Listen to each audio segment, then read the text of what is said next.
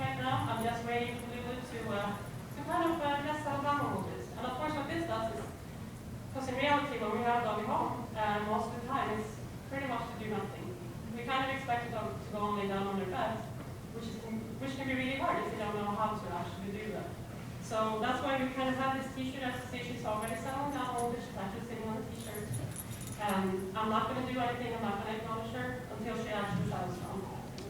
When she does, what I do, I'm just going to pat her very slowly, nothing to get her back to be excited. If this had been a shelter dog, most likely she would get up just from being excited for me touching her. Lulu, of course, is lucky enough to be in her forever home. So she's probably a little bit more used to doing nothing at times with her person around her. But people are always amazed when you go to a shelter. The dog will actually get it, and this is what they do. And sometimes you can only see them go, this is awesome, I don't have to do anything. And it's almost like there's a switch saying, you know what, this is perfect. I don't have to be that crazy dog. I can just settle down here with my person. Yeah, I know mommy's over there. So that's the nothing exercise. Like I said, our trainers, they will use whatever they can, what they have available at shelter. Obviously, I use this really nice t-shirt that was given to us, but yeah, it worked. So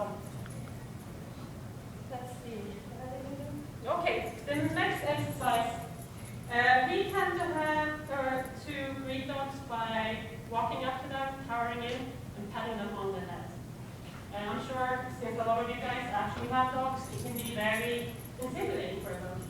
But rather than trying to change every single person, what we try to do is just to get the dog actually used to being patted on the head. Of course, it's going to require a lot of treats. You know how to sit. Yeah. Nope. With a handful of treats, I'm going to hold it out for her, and I'm just going to start with patting her on the head. I'm going to add a little bit of pressure.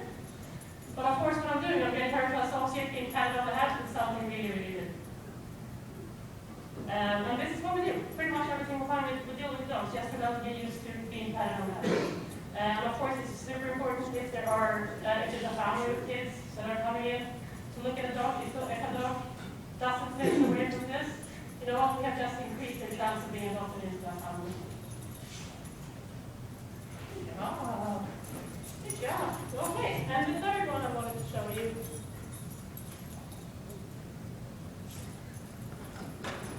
As we all know, a lot of people they're right in the right place.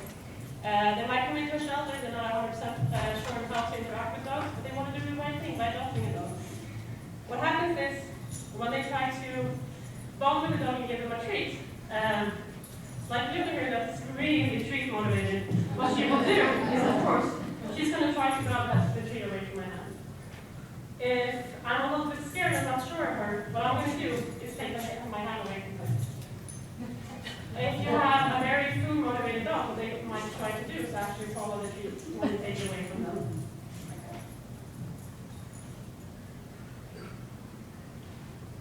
Good girl. So really what I'm showing her is I'm not trying to lure her to follow the treat when I take it away from her. I'm just scared.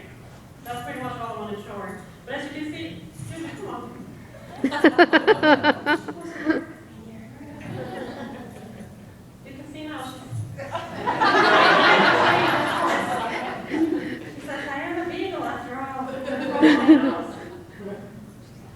Good girl. So right now what I did, I'm just taking that aspect away from someone actually thinking the dog is going to go after and bite them. So those to me are the three of the about the 10 different cues to the Barkworld that makes such a huge difference. Because we all know how important first impressions are. And if you have a dog that, sits down and waits like a gentleman rather than trying to stare down to get to you, I know I'm more likely to take that dog than the one that's actually trying to break down and go to get to me. And just to give you a little bit more information about the 7 trainers that we have currently working in this program, we actually had them come up to San Antonio to work with Sue, so she was actually the one training them on the different cues that they're working on. And she went to the animal care services in San Antonio to pick out 9 dogs for us to work with that day. I'm going to try not to tear up on this. Out of those 9 dogs, had she not picked them for devil dogs, they would have been euthanized the next day. Before she left that day, all 9 dogs, they were either adopted or fostered by people working with Petco, which I think is huge. So this program is just, thank you. It just makes such a big difference, and we all know how important it is to just drive awareness for the dogs that are for adoption. It makes, of course, a big difference. Thank you so much, Lina. She's amazing.